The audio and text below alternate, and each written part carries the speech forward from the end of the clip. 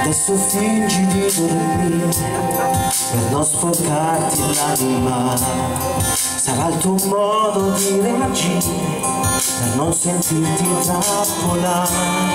E intanto avverto il tuo veleno che già mi circola nel cuore, tra i capillari così fragili di questo disperato amore.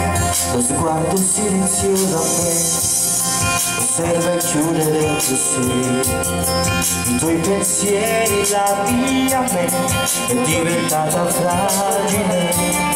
Tu così bella e indifferente, più furba di una lacrima che riga in faccia all'innocenza di chi mi uccide. Non sa niente, mai più niente.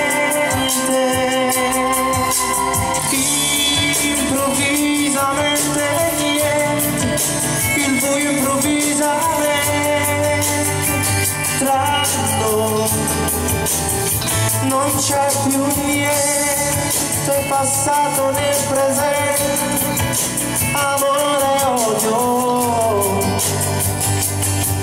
non c'è niente, incredibilmente niente muore in un istante senza sentire niente, ma odiarti veramente io non saprei.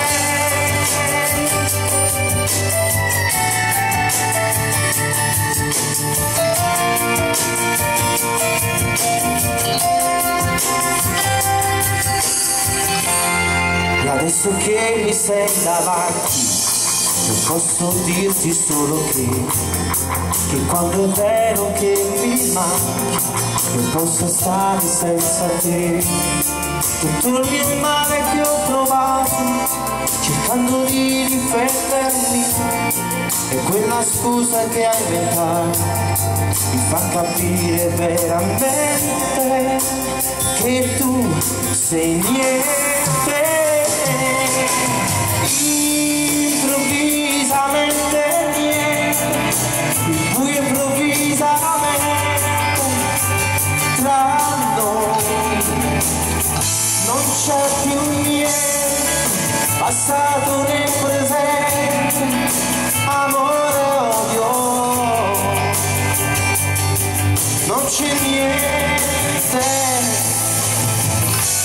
Ho profumo che ti porti ancora addosso, mi lasci solo, senza parole, senza niente, non cercarmi, mi farò sentire io. Nel frattempo programmavi di andare via, raccontando questo addio tutto senza rimorso, sensi di colpa, senza niente, niente.